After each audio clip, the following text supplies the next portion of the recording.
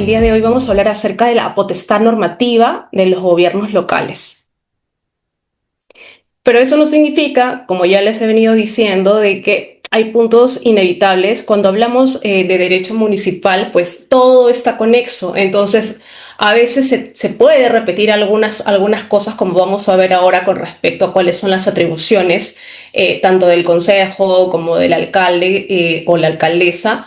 ¿Por qué? Porque vamos a ver justamente cómo se puede ejercer la potestad normativa, en qué documentos, por así decirlo, eh, se despliega dicha potestad y sobre todo la competencia, ¿no? Para que ustedes puedan darse cuenta de, en realidad, cómo es tan fuerte la vinculación, aunque parezca repetitivo y sobre todo entender, y por eso es que desde la clase pasada o sea, les hacía ver qué es un plan, para qué está, revisemos algo, porque muchas veces solamente lo leemos, pero no entendemos cuál es el contenido y realmente eso lo podemos entender más que nada cuando revisamos, por ejemplo, una sentencia del TC, como ahora que vamos a ver, en las cuales hay justo conflicto de competencia, ¿no? Lo que les comentaba, ¿no? Gobiernos locales con poder ejecutivo o inclusive quién denuncia, cómo se hace todo esto.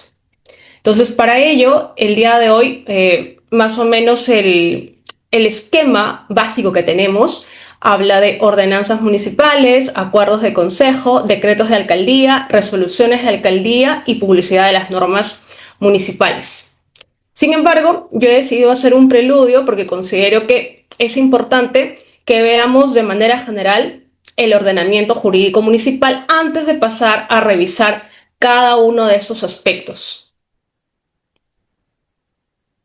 Lo primero, ya hemos venido conversando sobre esto en función a lo que señala la Constitución o lo que se señala en determinados artículos justamente de la Ley Orgánica de Municipalidades. Sin embargo, no hemos revisado en el título preliminar, porque en el título preliminar muchas veces condensa de manera un poco más estricta, con mayor concatenación de ideas, todos estos temas sobre los que he estado conversando con ustedes durante estas dos clases anteriores, así como lo hablaba mi colega Braguín Paredes también cuando hablaba acerca de descentralización. Lo primero que se menciona en el artículo 4 del título preliminar de la Ley Orgánica de Municipalidades es que los gobiernos locales representan al vecindario. Y naturalmente representan al vecindario, ¿por qué? Porque justamente fueron elegidos a través justamente de una votación en la cual que se da cada 4 años. Este año deberíamos tenerla en el mes de octubre y por eso es que se dice representan al vecindario, porque deberían recoger cuáles son las demandas, cuáles son las necesidades que tienen justamente los vecinos y vecinas para poder llevarlas a cabo y ejecutarlas, más allá de las funciones que per se ya tienen establecidos los gobiernos locales, ¿no? Como es el caso de los servicios públicos domiciliarios. Asimismo, los gobiernos locales promueven la adecuada prestación de los servicios públicos locales, que es justo lo que les venía diciendo y que ya habíamos hablado que los que mayormente conocemos tenemos a, pues, gestión de residuos sólidos, limpieza de calles, serenazgo, limpieza de parques y jardines. Y también dentro de ello, estos son los tres que conocemos de manera clara y precisa, porque sobre todo están individualizados, porque la cobranza que nos hacen los gobiernos locales en cada uno de estos servicios públicos locales, hay una fórmula, hay determinados parámetros que los vamos a revisar más adelante para poder ejecutarse esta cobranza y al desarrollo integral, sostenible y armónico de su circunscripción, ¿no? Desarrollo integral que tiene que abarcar a cada uno de los ciudadanos y ciudadanas, los vecinos o las vecinas que vivan dentro de esa circunscripción. Sostenible, ¿no? Acá ya estamos hablando de esta armonización que tiene que ver con lo medio ambiente, y cuando hablamos de sostenibilidad nos referimos a que los recursos con los que se cuenta, los recursos naturales con los que se contaría dentro de la circunscripción del gobierno local, sea provincial o sea distrital, estén pensados para durar para las futuras generaciones. Entonces, también el desarrollo, las actividades que tengan a su cargo y la ejecución que se le pueda dar los funcionarios que están trabajando dentro del gobierno local deberían también tener en consideración justamente lo que es el medio ambiente y armónico dentro de su circunscripción. Armónico, cuando hablamos también, es de que tiene que compatibilizar con las diferentes normativas a los 3 niveles de gobierno. También en el artículo 5 del título preliminar de la LOM hablamos de que la estructura, organización y funciones específicas de los gobiernos locales se cimientan en una visión de un Estado democrático, unitario, descentralizado y desconcentrado, con la finalidad de lograr el desarrollo sostenible del país. Democrático, porque justamente por eso es que aquí no estamos en un gobierno autócrata. Y aquí estamos reconociendo que si bien el gobierno local es autónomo, está igual inmerso dentro de un Estado, como es en nuestro caso el Estado peruano, ¿no? En el cual se vive en una democracia, por lo cual justo hay elecciones, no es que no tenemos nosotros, por ejemplo, un Estado republicano, o, perdón, un Estado en el cual hubieran reyes o reinas, unitario, que está condensado, que no es que cada quien trabaje por lo suyo, sino que está concatenado de manera adecuada, descentralizado, porque por eso tenemos la ley de bases de descentralización, en las cuales, si bien hay funciones, hay competencias a nivel del Estado, lo que se hace es que esto se le asigna competencias, en este caso a los gobiernos locales, para que, para qué y por qué, porque se encuentran mucho más cercanos con la ciudadanía y se pueden descentralizar funciones. Porque igual, si es un Estado, es tan grande, es imposible que llegue a cubrir todas las necesidades de los diferentes ciudadanos que vivan en las diferentes circunscripciones, por lo cual resulta más sencillo hacerlo de esa manera. Desconcentrar también, no solamente concentrar todas las actividades, todas las competencias, todas las materias dentro del Estado, sino hay que desconcentrar mucho de esas actividades y materias, con la finalidad de lograr el desarrollo sostenible del país. Si bien aquí pareciera que no se está hablando, si habla de desarrollo sostenible, no se está hablando en términos ambientales, creería yo, es más una interpretación, o sea, tenerlo sostenible, de que sea de manera permanente. En el marco del proceso de descentralización y conforme al criterio de subsidiariedad, el gobierno más cercano a la población es el más idóneo para ejercer la competencia o función.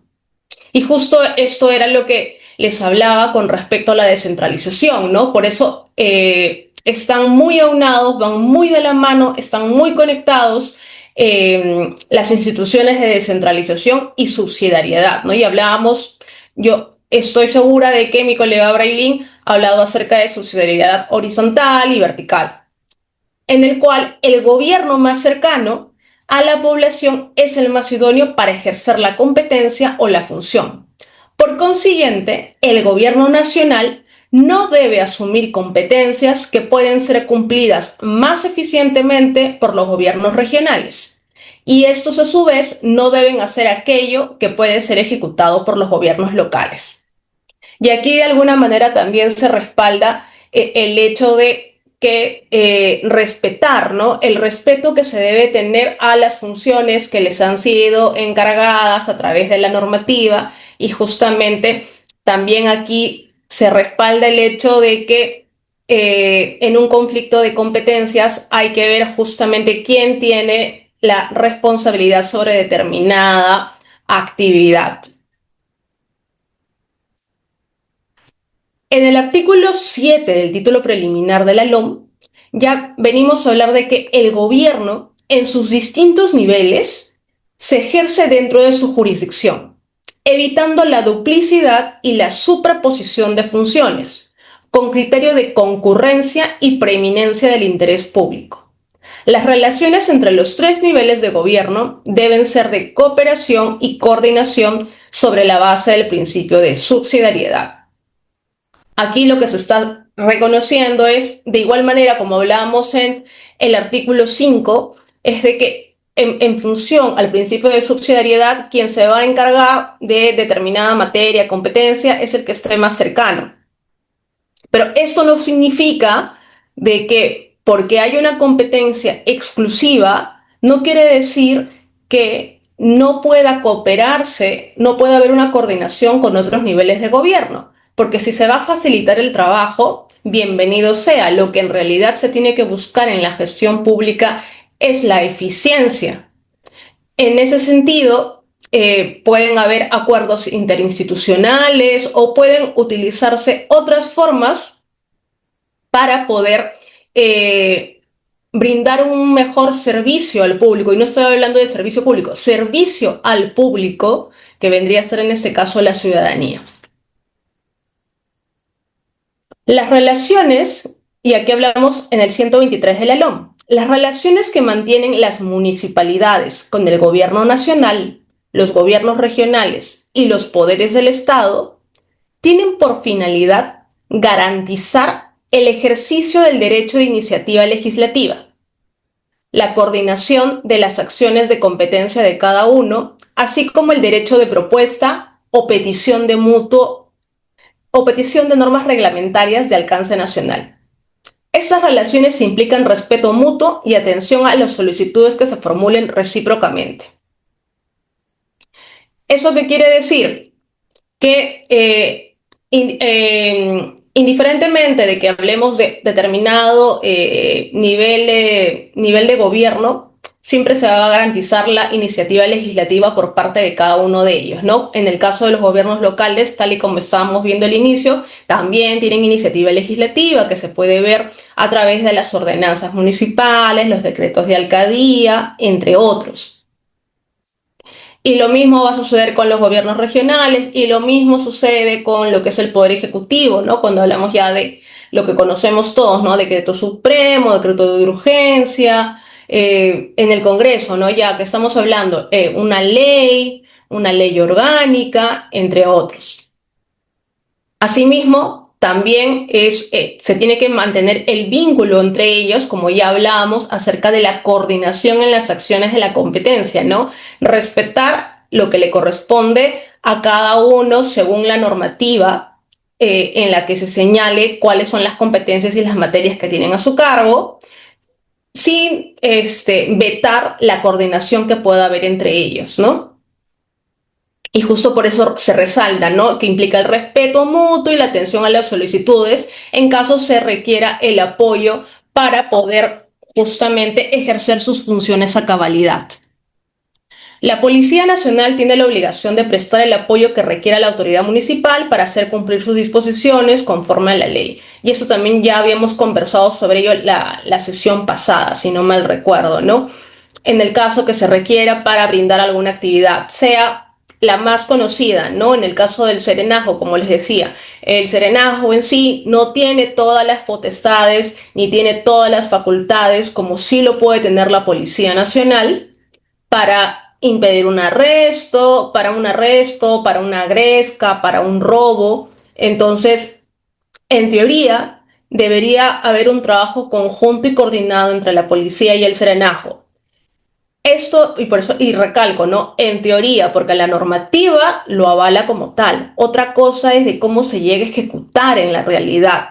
Si no se llega a ejecutar, sea por culpa de o responsabilidad del gobierno local o de la misma policía que no cuenta con implementos, que no tiene coordinación, que no tiene una buena dirección, entre otros. Y por eso les decía, el ejemplo más resaltante es el del serenazgo. Sin embargo, si se requiere el apoyo, por ejemplo, una actividad del Día de la Madre, ahora que viene, ¿no? Si los gobiernos, y sobre todo las municipalidades distritales, ahora en Lima, que la mayoría de personas que creo que está en esa sesión vive en Lima, por ejemplo, se sabe que las municipalidades distritales organizan justamente una actividad por el Día de la Madre, o como sucede también en Navidad, ¿no? La chocolatada. Entonces, tú sabes que vas a tener una gran cantidad de personas que van a ir porque se va a sortear el regalo, se va a sortear una canasta, etcétera, se va a repartir bocaditos. Entonces, naturalmente, se puede pedir el apoyo de la policía justamente para mantener el orden, para que no haya grescas, para que haya justamente esa autoridad que se le debería reconocer a la policía, ¿no? Entonces, por ejemplo, para ese tipo de cosas se puede pedir el alcalde a través de alguno de sus representantes, algunos de sus funcionarios o funcionarios, puede solicitar el apoyo de la policía para que ayude, por ejemplo, en este tipo de actividades. O lo mismo sucede en el caso, por ejemplo, del 28 de julio, ¿no? Cuando sabemos que hay los desfiles militares, también se puede pedir la colaboración de la policía con sus patrullas o ellos o ellas para que ayuden, por ejemplo, a cortar el tráfico por las calles, porque tú ves que los batallones de los colegios o las bandas están por ahí, o justamente como para poder vigilar y que no se produzca ningún robo o acoso o cualquier otro incidente que pudiera ocurrir cuando hay un gran tumulto de personas en determinado espacio público. En el artículo 8 del título preliminar de la LO, eh, se, se señala que los gobiernos locales están sujetos a las leyes y disposiciones que de manera general y de conformidad con la Constitución Política del Perú regulan las actividades y el funcionamiento del sector público, así como a las normas técnicas referidas a los servicios y bienes públicos, y a los sistemas administrativos del Estado, que por su naturaleza son de observancia y cumplimiento obligatorio. Las competencias y funciones específicas municipales se cumplen en armonía con las políticas y planes nacionales, regionales y locales de desarrollo. A ver, cuando leemos justamente este artículo 8, de alguna manera se podría argumentar, o sea, ustedes me podrían decir, pero doctora, ¿eso no se supone que está transgrediendo un poco la autonomía que también está regulada en la Ley Orgánica de Municipalidades? No, porque no es que el Estado le está imponiendo algo al gobierno local, ¿no? A ver, siempre hay que recordar, a ver, ¿cuál es la norma principal que tenemos en nuestro país? La Constitución Política del Perú. Entonces, en la Constitución Política del Perú se establecen, por así decirlo, los parámetros fundamentales sobre los cuales se desarrolla todo, el nivel administrativo, el nivel de justicia, el nivel legislativo, ¿no? Entonces, por eso es que hablamos que en la Constitución también está reconocido justamente los gobiernos locales. Entonces partimos de que los gobiernos locales están ubicados, localizados dentro de un Estado. Entonces tenemos un Estado al cual todos pertenecemos y que en base a lo que ya hemos hablado, la descentralización, la desconcentración, se van creando justamente los gobiernos regionales, luego los gobiernos locales. Dentro de los gobiernos locales tenemos los distritos, las provincias. Si es que la provincia, como así ya lo habíamos hablado y lo habíamos visto, decide crear una municipalidad de centro poblado, se creará una municipalidad de centro poblado. Si es que se requiere una municipalidad fronteriza, se creará una municipalidad fronteriza. Pero como estamos enmarcados dentro de la Constitución, estamos dentro de un Estado, ¿qué quiere decir? Que siempre vamos a tener que estar acorde tanto la actividad como la función legislativa que ejercen los gobiernos locales van a estar acorde con la Constitución. Asimismo, estamos hablando que los gobiernos locales es como un mini Perú, por así decirlo. Entonces, por ejemplo, cuando hablamos acerca de los bienes municipales, ¿no? Entonces, no existe una normativa específica que nos va a hablar de cómo se va a hacer, por ejemplo, la compra y venta o, por ejemplo, la subasta de un bien municipal. O cuando hablamos de si, por ejemplo, la municipalidad va a construir, por ejemplo, la Municipalidad de Lima va a construir justamente la línea 3 del metro de Lima, que tiene que ir por toda la Javier Prado, perdón, que tiene que ir de La Molina, por toda la Canadá y que va por Lince. Entonces, en algún momento va a tener que comprar los bienes o expropiar justamente algunos bienes inmuebles dentro de su circunscripción. Entonces no existe una normativa específica sobre expropiación. Así como no existe una normativa específica sobre una compra y venta o sobre una subasta de algún bien municipal.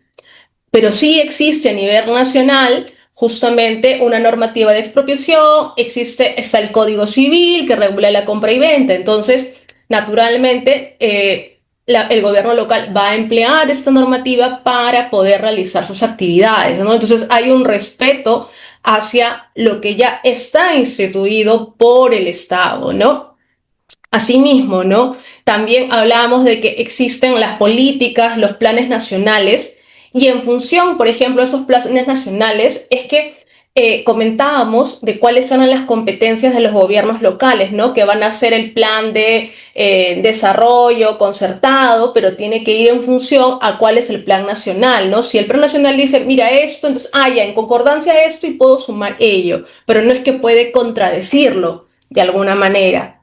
Por eso es que hablamos de aquí de una armonización y que el gobierno local está sujeto a leyes y disposiciones, y aquí especifican, tal y como les he ido comentando, la Constitución, normas técnicas, sistemas administrativos, políticas, planes nacionales, regionales y locales. Todo tiene que estar perfectamente armonizado, y lo que se tiene que buscar es de que en el momento, si nosotros o nosotras trabajamos en un gobierno local y nos encargan determinada función, es revisar, y es debería ser obligación del funcionario o funcionaria que le encargan dicha actividad, revisar si existe ya normativa dada por justamente el Estado, si hay políticas que ya hayan hablado sobre ello, porque lo que se tiene que evitar es la contradicción, el error, la duplicidad de funciones, que el gobierno local no justamente no cubra y extralimite, mejor dicho, la función que le ha sido encargada a través de la LOM, ¿no? Porque luego ahí tenemos los problemas de conflictos de competencia. En el artículo 10 del título preliminar de la LOM se señala que los gobiernos locales promueven el desarrollo integral para viabilizar el crecimiento económico, la justicia social y la sostenibilidad ambiental. La promoción del desarrollo local es permanente e integral. Las municipalidades provinciales y distritales promueven el desarrollo local en coordinación y asociación con los niveles de gobierno regional y nacional, con el objeto de facilitar la competitividad local y propiciar las mejores condiciones de vida de su población.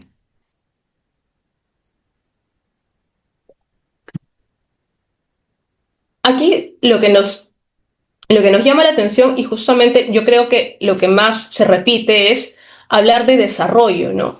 Y el desarrollo, pues no solamente estamos hablando a nivel económico, que es lo que normalmente nos suele interesar más, ¿no? Aquí lo que se habla es que tiene que ser un desarrollo permanente e integral. Y hablar de integral es que hablamos que tiene que haber sí o sí un crecimiento económico, un crecimiento en justicia social y en sostenibilidad ambiental, ¿no? El crecimiento económico, sobre todo, se va a ver cuando al fin de una gestión edil, pues no se deja en déficit, sino en superávit, ¿no? Y eso es algo que no va a suceder, por ejemplo, en la Municipalidad Metropolitana de Lima, por justamente esta deuda que se va a tener de millones de dólares, ¿no? Eso es lo que no debería ocurrir, y por eso es que hablábamos que lo ideal cuando se empieza una nueva gestión edil es que se haga una auditoría, ¿no? Con un ente imparcial que te diga realmente cómo está dejando la anterior gestión, el gobierno local, ¿no? Para hacer una comparación entre justamente siempre se deja, perdonen, ahorita no me acuerdo el término, es como que el resumen del periodo de la gestión, y hacer una comparación entre en lo que se dice que se ha hecho junto con el balance del presupuesto y todo esto, con la auditoría que se tiene, ¿no? Para poder saber dónde estás partiendo. Porque si tú dejas en déficit un gobierno local, entonces, por más rentas que hayan, más ingresos que pueda haber por parte del gobierno local, pues no va a poder ejecutar todo el plan de gobierno, tampoco va a poder ejercer todas las funciones, las competencias que tiene a su cargo. ¿Por qué? Porque la mayor parte del presupuesto lo tiene que destinar a pagar una deuda. Entonces, hay que tener en consideración ello. Y muchas veces eso ha sucedido, y no es de ahora, ¿no? Sucede desde hace muchos años en diferentes partes de todo el país, que o sea, cuando entra la nueva gestión se encuentra que hay deuda, entonces están, por así decirlo, coloquialmente, están amarrados y no pueden avanzar con lo que les corresponde, ¿no? Entonces, ahí, ¿qué pueden hacer los gobiernos locales? A ver, de repente aplicar algún fondo, pero aplicar algún fondo de cooperación internacional o algún fondo como el Foncomún, por ejemplo, también requiere cierta estrategia, ¿no? Y que haya una preparación, porque tiene que haber justamente un plan para poder solicitar algún fondo y hacer, y no es yo solicito el fondo y me lo dan gratis, ¿no? O sea, no, porque muchas veces hay un concurso. Por ejemplo, justo el otro día estaba en un seminario de economía circular en Finlandia y justo exponía el embajador, o el cónsul finlandés, y justo comentaba de que había un fondo para los gobiernos locales, pero de todo el mundo, ¿no? Entonces decía, bueno, naturalmente, si ustedes, el Lima también puede, o cualquier funcionario de una municipalidad puede concursar, pero recuerden que si bien es un fondo, era un fondo de unos 15 millones de euros, pero que se repartía entre, pongan, ¿no? 100 municipalidades a nivel de todo el mundo, ¿no? Entonces, si ustedes tienen que formular bien su propuesta, por favor, les recomiendo que normalmente tienen mayor impacto los que tienen un componente ambiental, ¿no? Entonces, hay opciones en las cuales los gobiernos locales pueden adquirir presupuesto adicional, pero eso implica pues una preparación tanto de los funcionarios o funcionarias que participan, mejor dicho, que se desempeñan en dicho gobierno local, porque tienen que manejar de manera adecuada y tienen que elaborar una muy buena propuesta para que este fondo pueda ser aprobado. Entonces, eso yo lo dejo ahí también como un dato adicional que les puedo dar.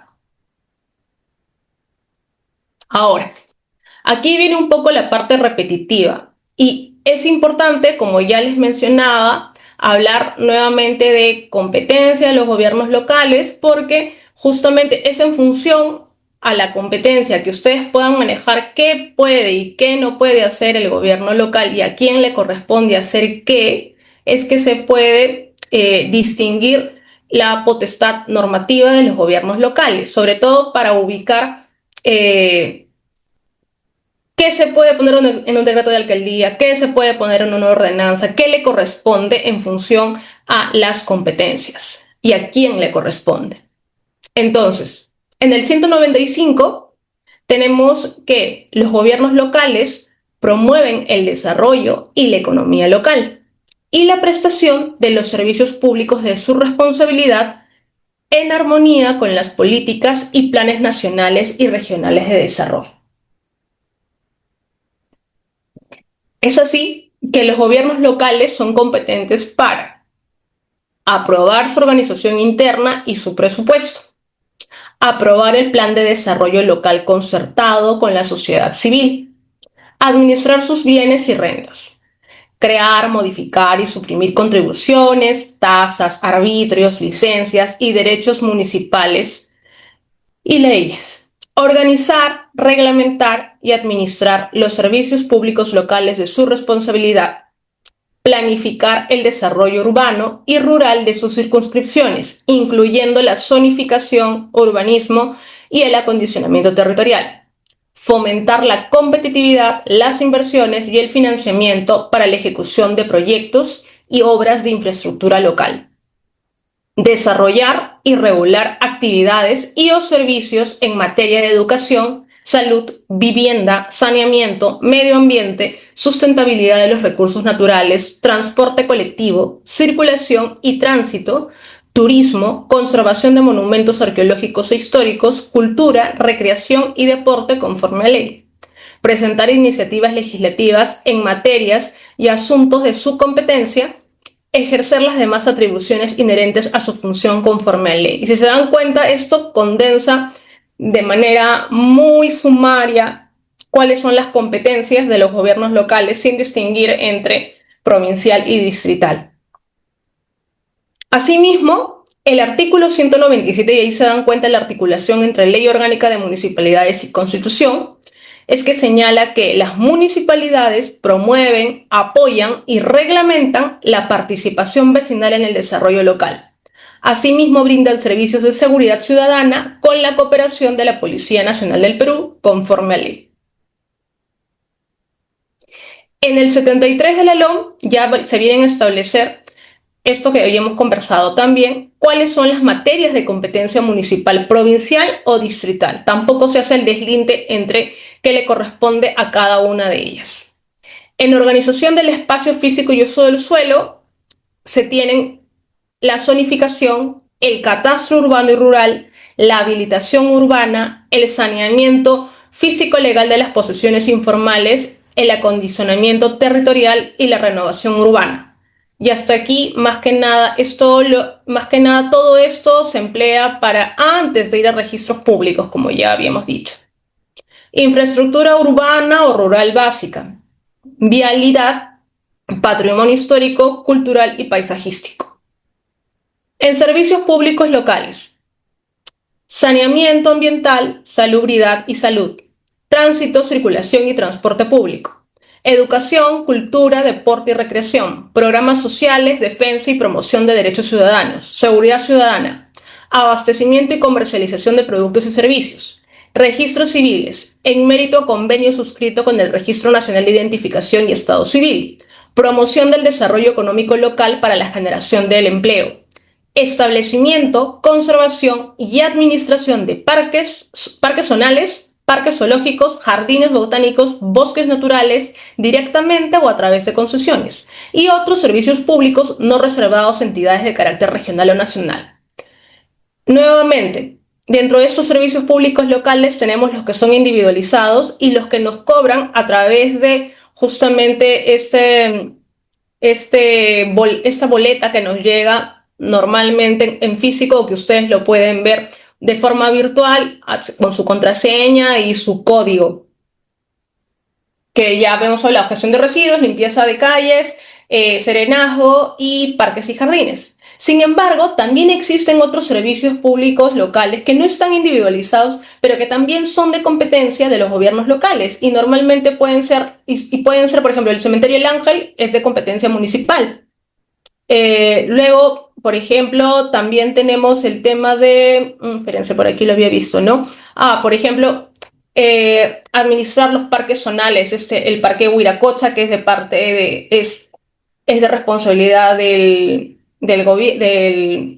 la municipalidad. En la Municipalidad Distrital de Lima, por ejemplo, el Parque de las Aguas, por ejemplo. También habíamos hablado de que justamente el zoológico que está en San Miguel también era de competencia de la Municipalidad Metropolitana de Lima, entre otros. También se pueden dar cuenta que, por ejemplo, el mercado municipal, que también es un servicio público, el mercado municipal de San Isidro, que es muy conocido también, que es de competencia del gobierno local. Y por eso les decía, la diferencia entre individualización o no es que en la individualización les pueden cobrar en función a lo que ustedes están consumiendo y a los parámetros que se dan. En los otros casos, no es que siempre seamos consumidores ni nada por el estilo, ¿no? Simplemente en función, así es un servicio social, muchas veces no es cobrado de manera directa más que cuando es empleado, ¿no? Luego, otra materia que tenemos es la protección y conservación del ambiente y hace referencia a la creación de áreas de conservación ambiental, promoción de educación e investigación ambiental. Y en función a esta materia es que se puede formular, aprobar, ejecutar y monitorear los planes y políticas locales en materia ambiental y frente al cambio climático, en concordancia con las políticas, normas y planes regionales, sectoriales y nacionales. Proponer la creación de áreas de conservación ambiental. Promover la educación e investigación ambiental en su localidad e incentivar la participación ciudadana en todos sus niveles. participar y apoyar a las comisiones ambientales regionales en el cumplimiento de sus funciones, coordinar con los diversos niveles de gobierno nacional, sectorial y regional la correcta aplicación local de los instrumentos de planeamiento y de gestión ambiental en el marco del Sistema Nacional y Regional de Gestión Ambiental. Y, por ejemplo, no les he hablado de lo que es economía circular. Hoy en día estamos justamente con este nuevo paradigma dentro del ambiente. La economía circular, más que nada, ha empezado a destacarse en el año 2018 en Europa y justo en el 2016 en el Perú se incluye por primera vez como un principio dentro de la Ley de Gestión de Residuos Sólidos. No es hasta el año 2018 que en la Política Nacional de Competitividad se empieza a destrabar lo que es la economía circular, porque si bien había sido recogido en la Ley de Gestión Integral de Residuos Sólidos, no se especificaba qué era ni cómo iba a ser la aplicación. Entonces, cuando ya es integrada en la Política Nacional de Competitividad, se empieza a trazar que esta economía circular se va a tangibilizar a través de hojas de ruta en los sectores de industria, en el sector de pesca, en agricultura, y se empiezan a dar fechas probables en las cuales se va a diseñar esta hoja de ruta. No es hasta, y estas hojas de ruta se han venido dando a través de los años y no es hasta el año pasado, en el 2025, que se crea la hoja de ruta nacional de economía circular. Primero he preferido hacerles como que esta introducción normativa como para que vean de que en realidad se trae a colación un nuevo paradigma al Perú. Sin embargo, se coloca, mejor dicho, dentro de una norma, pero nadie sabe ni qué, ni para qué, ni cómo se va a aplicar, ni nada por el estilo. Simplemente se hace un copy-paste de lo que ya se ve recogido en países como China o Japón, que vienen implementándolo desde el año 2000, más o menos. Y la economía circular no es nada más que el cambio que se quiere dar en el modelo de producción y consumo de un producto con la finalidad de extender su tiempo de vida. Es decir, por ejemplo, yo tengo esta taza ahorita. Entonces, esta taza ha sido diseñada, ha sido pensada. Entonces, lo que se ha dicho, bueno, mi taza, por ejemplo, viene con unas ardillas, ¿no? De Disney. Entonces, bueno, aquí han pensado que me van a vender el producto con esta tinturación y que simplemente va a servir, pues, para que yo pueda tomar alguna bebida y en base a ello han comprado determinados materiales, la han producido y finalmente la han vendido. Entonces, yo, consumidora, la he comprado y la utilizo. Entonces, como esta es de cerámica, pues naturalmente tiene un tiempo de vida que normalmente va a suceder o que se me caiga al suelo y la termine rompiendo, o porque simplemente se empiece a despintar y yo diga, oye, ya se ve feo y la tire. Entonces, y cuando yo la tiro, pues se va a convertir en un residuo que la voy a sacar a la basura y al final va a venir el camión recolector de mi gobierno local, la va a recoger y lo que va a terminar sucediendo es que va a terminar llegando en el mejor de los casos a un relleno sanitario, en el peor de los casos va a llegar a un basurero. Y así va a terminar el ciclo de vida de mi taza. Con la economía circular lo que se va a buscar es de que no simplemente se diseñe y llegue simplemente a un basurero o un relleno sanitario. Lo que se va a buscar es, bueno, que desde el diseño se empiece a pensar, bueno, ¿con qué materiales se podría hacer esta taza? Perfecto. De repente, y no hablo de un material reciclable, sino que hablo de un material de repente que sea un poco más duradero, en el sentido de que puede ser la misma cerámica, pero de repente no utilizar la misma tinturación o de repente no ponerle tinturación porque eso va a hacer de que de repente yo consumidora, como sigo viendo que tiene el mismo estado, bueno, la puedo hacer durar. O también que yo consumidora sea consciente del producto que tengo y digo, mira, de repente ya no me gusta la taza porque ya hay una corrosión. Bueno, entonces, ¿qué otro uso le puedo dar a esto? Bueno, de repente lo puedo volver un macetero. Entonces, puede ser un macetero 10 años más, y no va a ir a un relleno sanitario, sino que se va a quedar en mi jardín o en mi ventana y yo voy a colocar y lo voy a volver un macetero. Entonces, de esa manera yo extendí el tiempo de uso de mi casa. Eso es lo que busca la economía circular. Es evitar que un producto llegue a residuo de manera muy cercana, sino que se extienda el tiempo de vida. ¿Y por qué les he hecho toda esta introducción? Porque la economía circular ya es una política nacional, hay una hoja de ruta, y lo que se tiene que hacer es que los diferentes niveles de gobierno la transpongan y también la empiecen a emplear. Entonces, hasta el año pasado solamente había una municipalidad distrital, que ahorita no me acuerdo cuál es, en Lima, que había hecho como que una norma sobre economía circular, pero que la norma no decía absolutamente nada. Y justo yo me preguntaba en este punto, ¿no? Vale, naturalmente el gobierno local va a tener competencias sobre economía circular. Entonces, ¿en qué punto justamente va a entrar la competencia del gobierno local sobre economía circular? Y justamente es en protección y conservación del ambiente. Y va a entrar más que nada en esta parte, ¿no? Formular, aprobar, ejecutar y monitorear los planes y políticas en materia ambiental. Y justamente porque economía circular va con el tema ambiental, es una lucha contra el cambio climático en concordancia con las políticas, normas y planes regionales. Entonces, ¿qué quiere decir? Que si bien no dice de manera específica, sí, al gobierno local le corresponde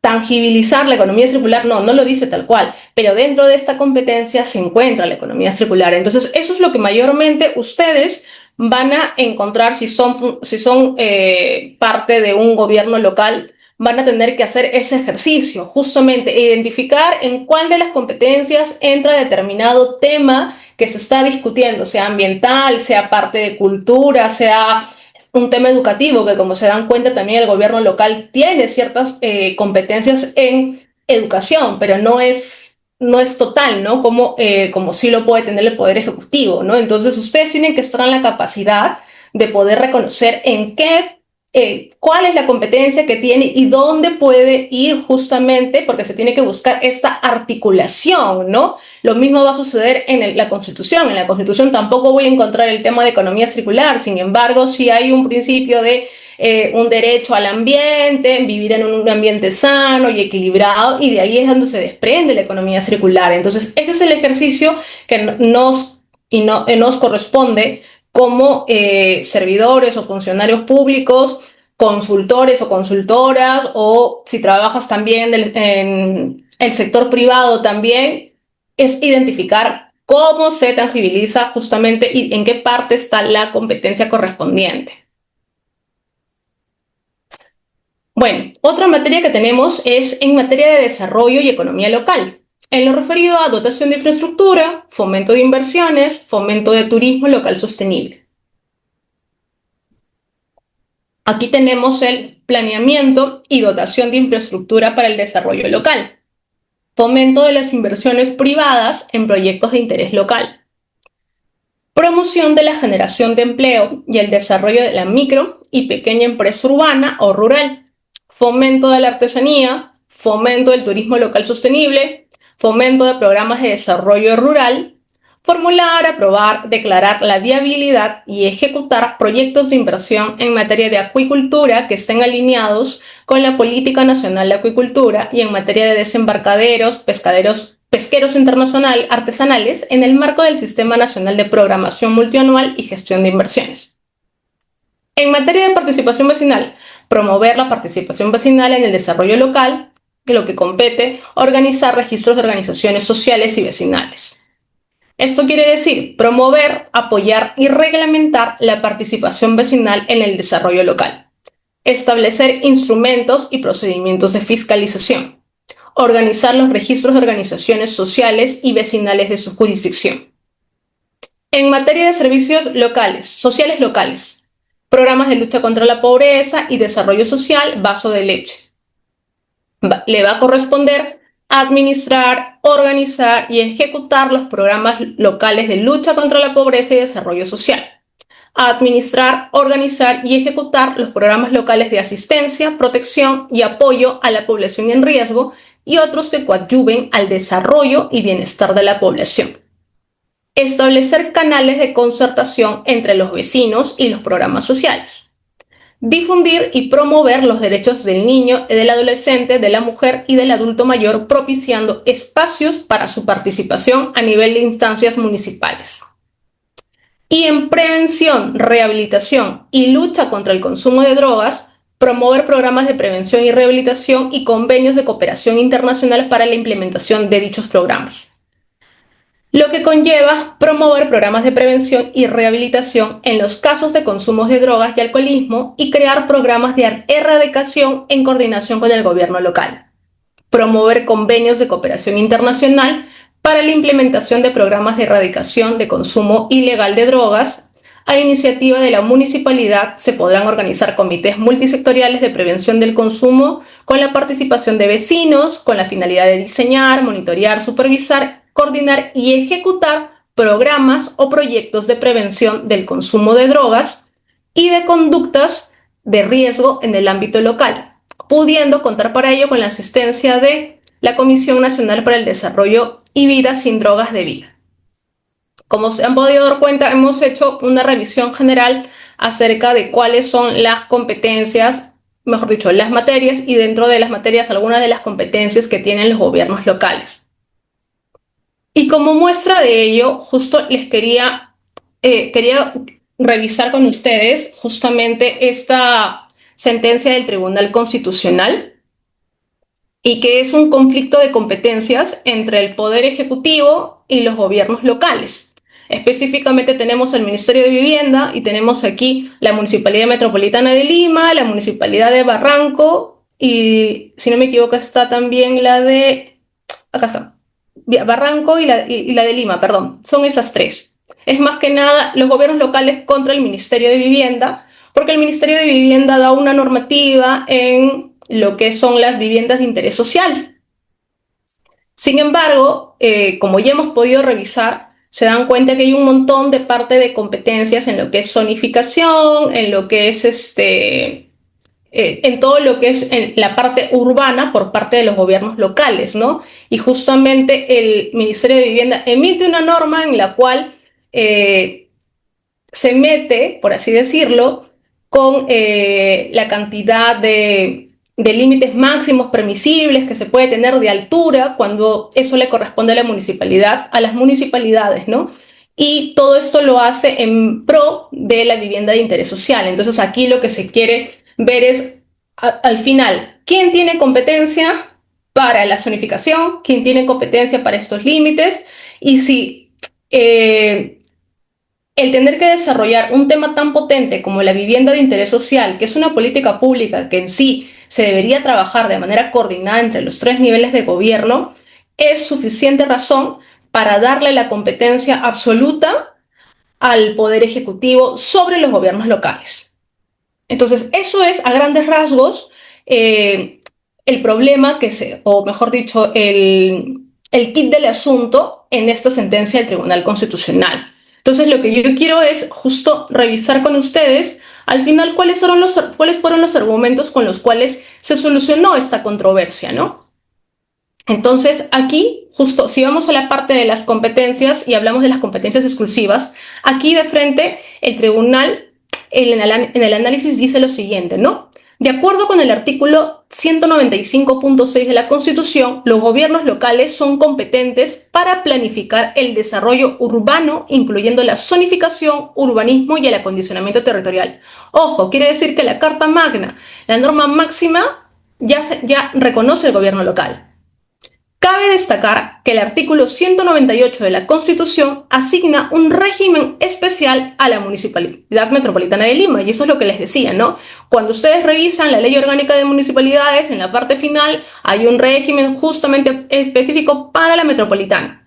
Conforme al artículo 33 de la Ley de Bases de Descentralización, en la provincia de Lima, las competencias y funciones reconocidas al gobierno regional son transferidas a la Municipalidad Metropolitana de Lima. Aquí, el artículo 79 de la LOM es el que determina la condición de exclusiva o compartida. Y eso es lo que yo les decía. Ustedes tienen que revisar primero las materias y luego irse a ver justamente qué se señala. ¿Es compartida esta competencia o no? ¿O es específica? Compartida entre provincia y distrito.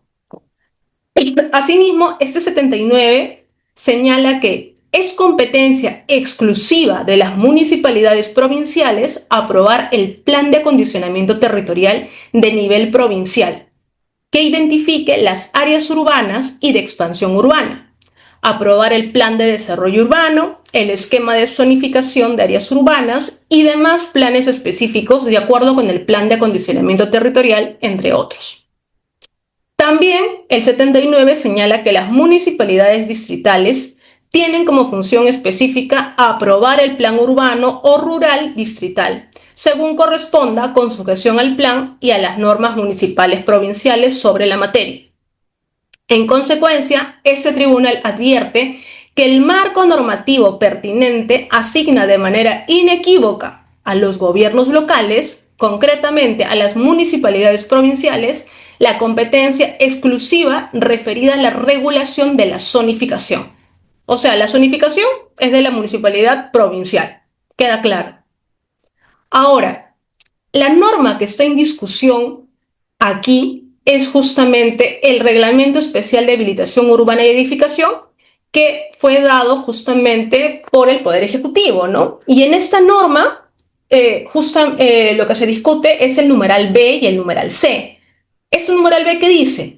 Que los proyectos de habilitación urbana y o de edificación señalados en el literal A del presente numeral pueden desarrollarse en cualquier zonificación residencial, así como en zonas con zonificación, comercio metropolitano, comercio zonal, comercio vecinal, vivienda taller, otros usos, y en zonas de reglamentación especial, aprobadas en el Plan de Desarrollo Urbano siempre que sean compatibles con el uso residencial. Se dan cuenta que aquí este reglamento está dando en qué zonificación se puede dar en realidad justamente una vivienda de interés social, pero no estamos hablando arriba de que en realidad la zonificación le corresponde a la provincial, no le corresponde al Poder Ejecutivo.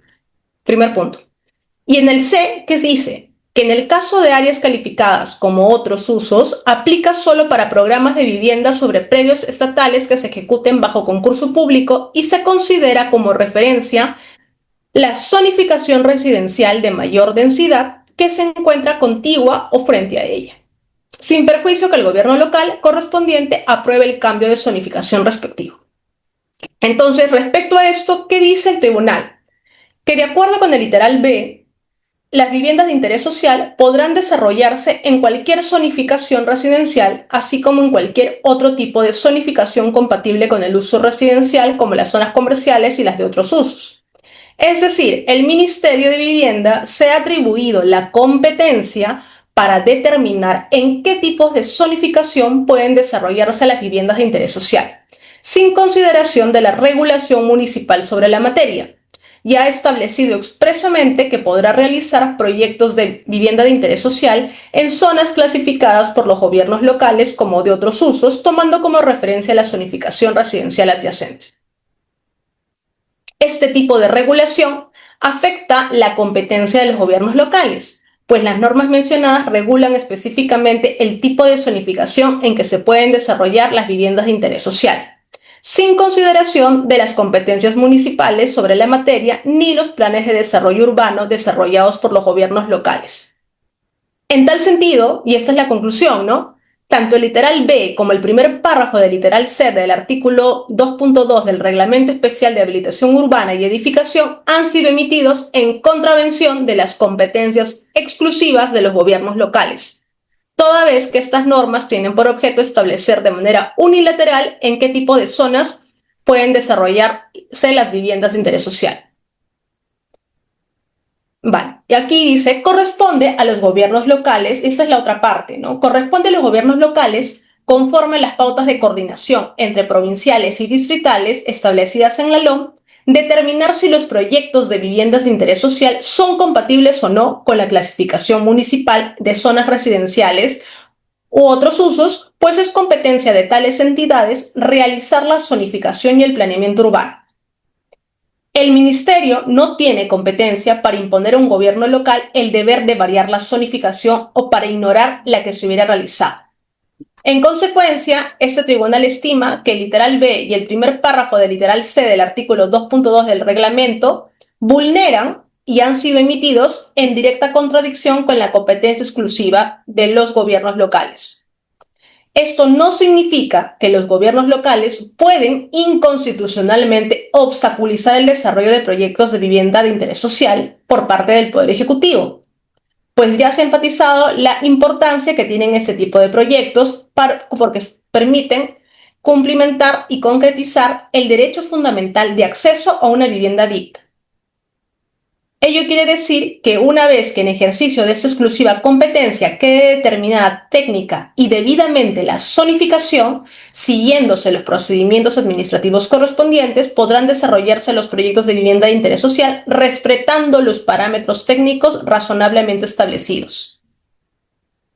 Ahora, hay otro punto importante con respecto a que hay ordenanzas que fueron emitidas por la Municipalidad Metropolitana de Lima, y respecto a ello se señala que la Ordenanza 1862, que regula el proceso de planificación de desarrollo territorial urbano del área metropolitana de Lima, emitida por la Municipalidad Metropolitana, establece en su artículo 12 que la zonificación de los usos del suelo es el instrumento técnico normativo del Plan Metropolitano de Desarrollo Urbano, que orienta, regula y organiza la localización de las actividades y los usos del suelo en concordancia con los objetivos y políticas de desarrollo urbano sostenible.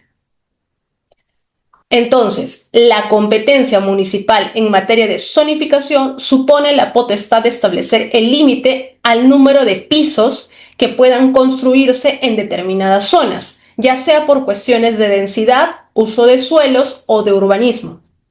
Algunos tipos de suelo, por la solidez del material subterráneo, no podrán tolerar edificaciones con muchos pisos, mientras que otros sí. Asimismo, determinadas zonas podrán tener limitaciones de altura por otras consideraciones urbanísticas, como la existencia de áreas verdes o la protección visual de monumentos o bienes inmuebles que forman parte del patrimonio cultural. Entonces, si bien el Ministerio es competente para establecer de modo vinculante las condiciones mínimas que deben caracterizar las estructuras habitacionales de las viviendas de interés social, ello no supone que puedan regular la altura máxima de dichas edificaciones, pues ello supondría modificar los límites de altura establecidos por las entidades competentes en materia de zonificación.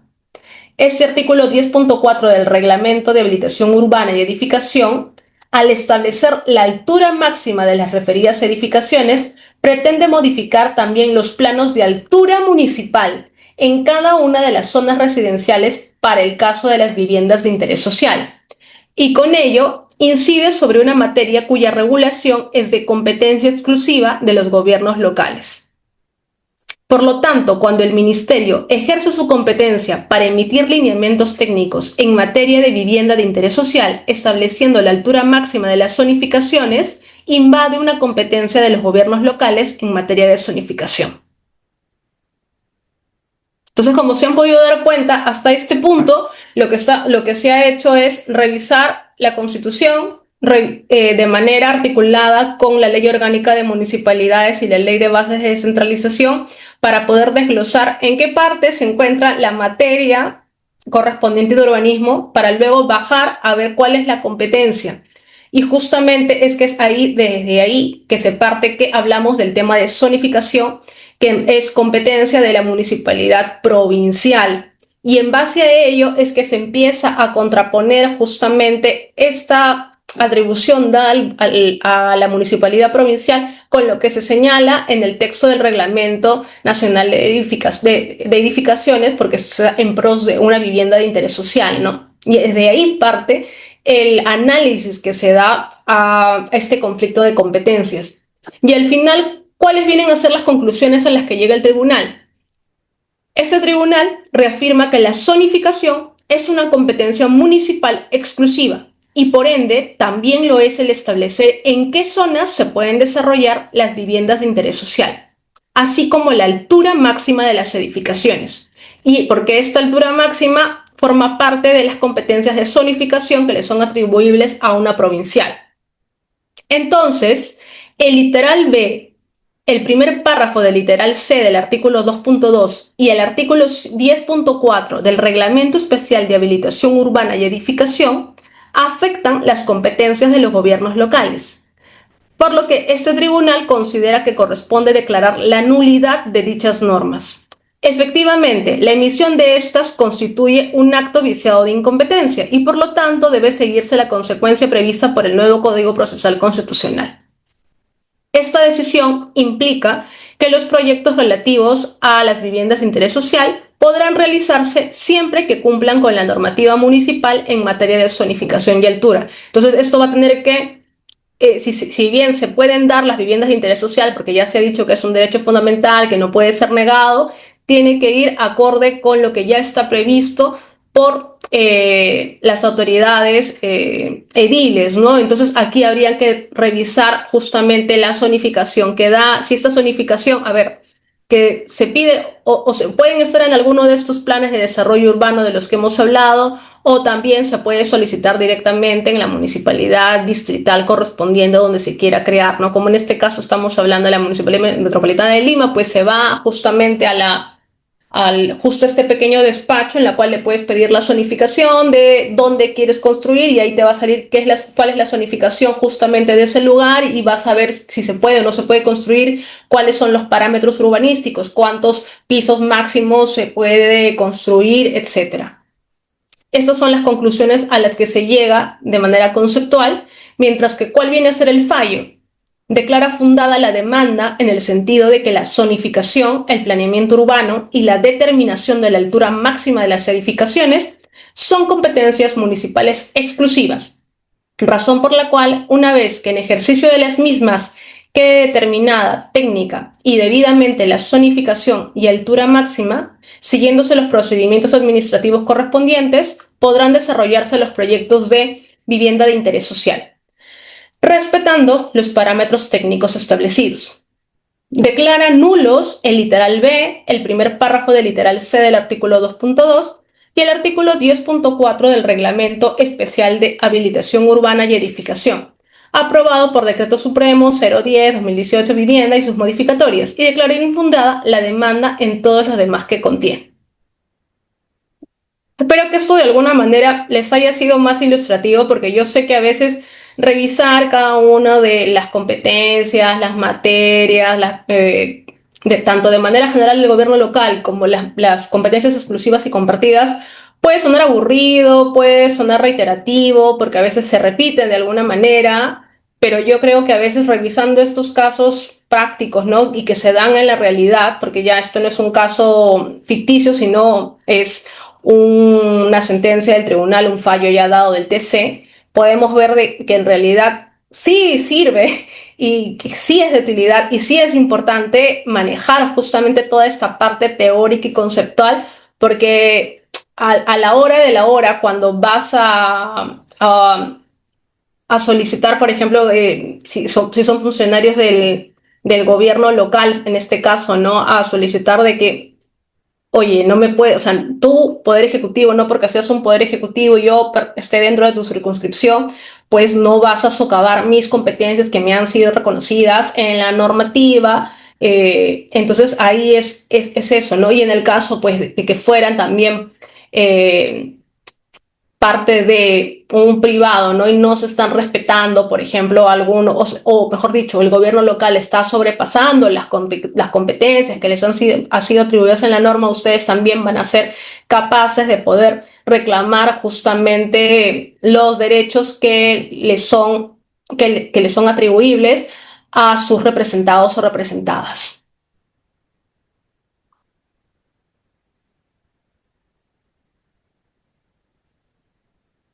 Ahora vamos a pasar a revisar muy brevemente las atribuciones del alcalde y del consejo municipal, porque eso nos va a permitir entender justamente luego cada uno mejor dicho, vamos a poder entender la potestad normativa que le viene a ser atribuida al gobierno local, porque en función a esto es que ellos pueden emitir la normativa.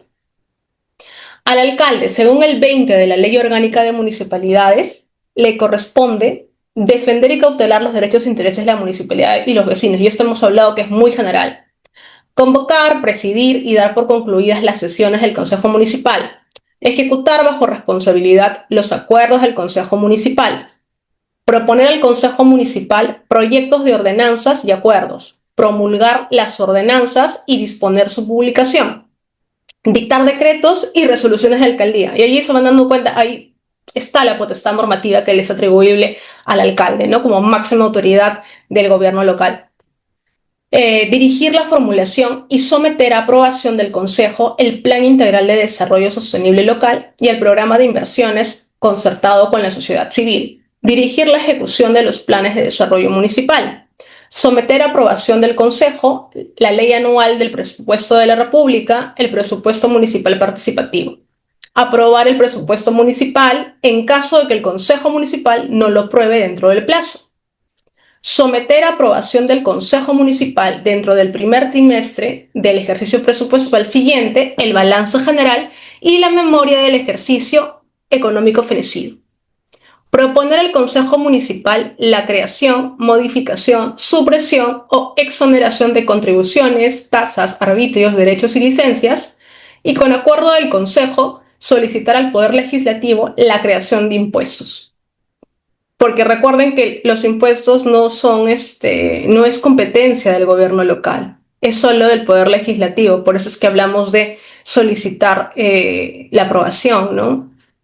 Someter al Consejo Municipal la aprobación del Sistema de Gestión Ambiental Local y de sus instrumentos dentro del marco del Sistema de Gestión Ambiental Nacional y Regional. Proponer al Consejo Municipal los proyectos de reglamento interno del Consejo Municipal, los de personal, los administrativos y todos los que sean necesarios. Informar al Consejo mensualmente respecto al control de la recaudación de ingresos y autorizar los egresos y el presupuesto aprobado. Celebrar matrimonios civiles, designar y cesar al gerente municipal y a propuesta de a los demás funcionarios y directivos públicos de confianza, cumpliendo con los requisitos previamente establecidos en la normativa vigente y en los documentos de gestión interna que regulen el perfil de cada puesto. Autorizar las licencias solicitadas por los funcionarios y demás servidores. Cumplir y hacer cumplir las disposiciones municipales con el auxilio de Serenazgo y la policía. Delegar sus atribuciones políticas en un regidor hábil y las administrativas en el gerente municipal. Proponer al Consejo Municipal la realización de auditorías, exámenes especiales y otros actos de control. Implementar bajo responsabilidad las recomendaciones contenidas en los informes de auditoría interna. Celebrar los actos, contratos y convenios necesarios para el ejercicio de sus funciones. Proponer la creación de empresas municipales y recomendar la concesión de obras de infraestructura y servicios públicos municipales. Supervisar la recaudación municipal, el buen funcionamiento y los resultados económicos y financieros de las empresas municipales y de las obras y servicios públicos municipales ofrecidos directamente o bajo delegación al sector privado. Presidir las comisiones provinciales de formalización de la propiedad informal o designar a su representante en aquellos lugares en los que se implemente. Otorgar los títulos de propiedad, nombrar, contratar, cesar y sancionar a los servidores públicos de carrera, proponer al Consejo Municipal las operaciones de crédito interno y externo, presidir el Comité de Defensa Civil, suscribir convenios con otras municipalidades para la ejecución de obras y prestación de servicios, atender y resolver los pedidos que formulen las organizaciones vecinales o tramitarlos ante el Consejo Municipal, resolver en última instancia los asuntos de competencia de acuerdo al TUPA de la municipalidad, proponer al Consejo espacios de concertación y participación vecinal, presidir, instalar y convocar al Comité Provincial o Distrital de Seguridad Ciudadana, convocar como mínimo a 2 audiencias públicas distritales o provinciales conforme a la circunscripción del gobierno local, proponer al Consejo Municipal las ternas de candidatos para la designación del secretario técnico del procedimiento administrativo disciplinario y del coordinador de la unidad funcional. Y ahora vamos a ver las atribuciones del Consejo Municipal establecidas en el 9 de la LUM. Aprobar planes de desarrollo municipal concertados y presupuesto participativo. Aprobar, monitorear y controlar el plan de desarrollo institucional y el programa de inversiones teniendo en cuenta los planes de desarrollo municipal concertados y sus presupuestos. Aprobar el régimen de organización interior y funcionamiento del gobierno local. Aprobar el plan de acondicionamiento territorial de nivel provincial que identifique áreas urbanas y de expansión urbana, las áreas de protección o de seguridad por riesgos naturales, las áreas agrícolas y las áreas de conservación ambiental. Aprobar el plan de desarrollo urbano, el plan de desarrollo rural, el esquema de zonificación de áreas urbanas, el plan de desarrollo de asentamientos urbanos y demás planes específicos. Aprobar el plan de desarrollo de capacidades, aprobar el sistema de gestión ambiental local y sus instrumentos, aprobar, modificar o derogar las ordenanzas y dejar sin efecto los acuerdos, crear, modificar, suprimir o exonerar de contribuciones, tasas, arbitrios, licencias y derechos, declarar la vacancia o suspensión de los cargos de alcalde y regidor, autorizar viajes en comisión de servicios o representación de la municipalidad que realicen alcaldes, regidores, gerente y cualquier otro funcionario. Aprobar por ordenanza el reglamento del Consejo Municipal. Aprobar los proyectos de ley que en materia de su competencia sean propuestos al Congreso. Aprobar normas que garanticen una efectiva participación vecinal. Constituir comisiones ordinarias y especiales. Aprobar el presupuesto anual y sus modificaciones. Aprobar el balance y la memoria, aprobar la entrega de construcción de infraestructura y servicios públicos municipales, fiscalizar la gestión pública de la municipalidad, aprobar la creación de centros poblados y de agencias municipales, aceptar donaciones, legados, subsidios o cualquier otra liberalidad, solicitar la realización de exámenes especiales, auditoría económica y otros actos de control, autorizar al Procurador Público Municipal para que en defensa de los intereses y derechos de la municipalidad inicie o impulse procesos judiciales. Aprobar endeudamientos internos y externos, exclusivamente para obras y servicios públicos. Aprobar la donación o la cesión en uso de bienes muebles e inmuebles de la municipalidad a favor de entidades públicas o privadas sin fines de lucro y la venta de sus bienes en subasta pública. Aprobar la celebración de convenios de cooperación nacional e internacional y convenios interinstitucionales. Aprobar las licencias solicitadas por el alcalde o los regidores, no pudiendo concederse licencias simultáneamente a un número mayor del 40% de los regidores. Aprobar remuneración del alcalde y dietas de los regidores. Aprobar el régimen de administración de sus bienes y rentas, así como el régimen de administración de los servicios públicos locales.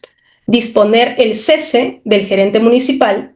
Plantear los conflictos de competencia, aprobar el cuadro de asignación del personal y las bases de las pruebas para la selección de personal y para los concursos de provisión de puestos, fiscalizar el desempeño funcional y la conducta pública de funcionarios y directivos municipales, aprobar los espacios de concertación y participación vecinal a propuesta del alcalde, designar a propuesta del alcalde al secretario técnico responsable del procedimiento administrativo disciplinario y otras atribuciones.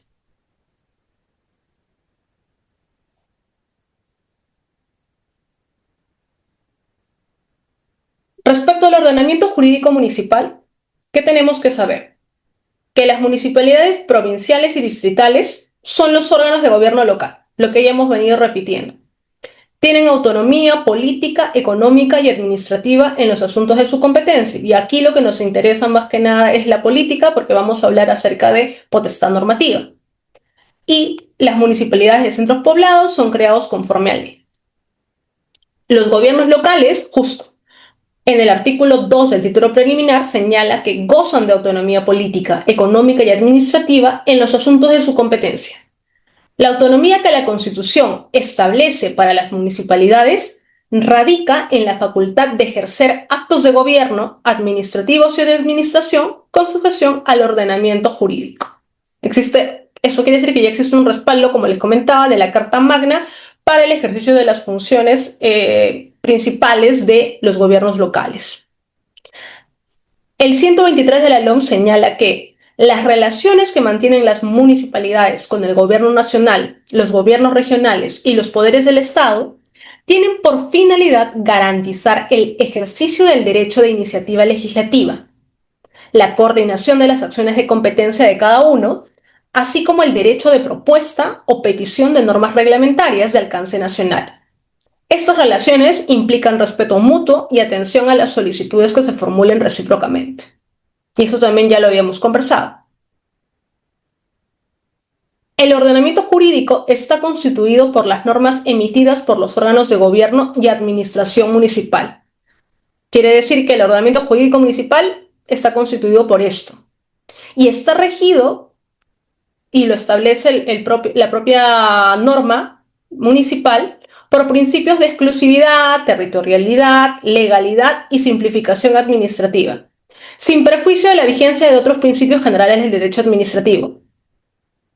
Aquí yo he puesto los principios que están en el tubo del LPAG, en la LPAG en sí, y que están vinculados naturalmente con los gobiernos locales, ¿no? Para este punto de lo que es potestad normativa. Y vienen a ser, ¿no? El principio de legalidad, entendido como aquel en el cual las autoridades administrativas deben actuar con respeto a la Constitución, la ley y el derecho, dentro de las facultades que les están atribuidas y de acuerdo con los fines para lo que fueron conferidas. El principio de razonabilidad. Las decisiones de la autoridad administrativa, cuando creen obligaciones, califiquen infracciones, impongan sanciones o establezcan restricciones a los administrados, deben adaptarse dentro de los límites de la facultad atribuida y manteniendo la debida proporción entre los medios a emplear y los fines públicos que debe tutelar, a fin de que respondan a lo estrictamente necesario para la satisfacción de su cometido. Otro principio que debe tomarse en cuenta, el principio de simplicidad. Los trámites establecidos por la autoridad administrativa deberán ser sencillos, debiendo eliminarse toda complejidad innecesaria, es decir, los requisitos exigidos deberán ser racionales y proporcionales a los fines que se persigue cumplir. Y finalmente, el principio del ejercicio legítimo del poder. La autoridad administrativa ejerce única y exclusivamente las competencias atribuidas para la finalidad prevista en las normas que le otorgan facultades o potestades, evitándose especialmente el abuso del poder, bien sea para objetivos distintos de los establecidos en las disposiciones generales o en contra del interés general. Asimismo, la LOM también te señala que ninguna autoridad puede normar sobre competencias exclusivas de los gobiernos locales, que es lo que hemos también visto en este ejemplo que les he mostrado de esta sentencia del Tribunal Constitucional. Las autoridades políticas, administrativas y policiales ajenas al gobierno local tienen la obligación de reconocer y respetar la preeminencia de la autoridad municipal en los asuntos de su competencia y en todo acto o ceremonia oficial realizada dentro de su circunscripción. Dichas autoridades no pueden interferir en el cumplimiento de las normas y disposiciones municipales bajo responsabilidad.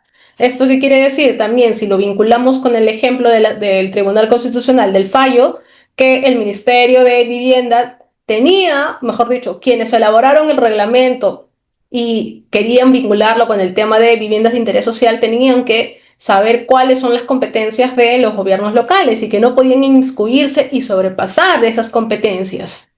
Entonces, ahí también ha habido un error por parte en el Ejecutivo en no respetar y simplemente ejercer su facultad de manera irrestricta. A ver, esto es un esquema muy sencillo en función a lo que ya hemos venido conversando de qué le compete a cada quien, ¿no?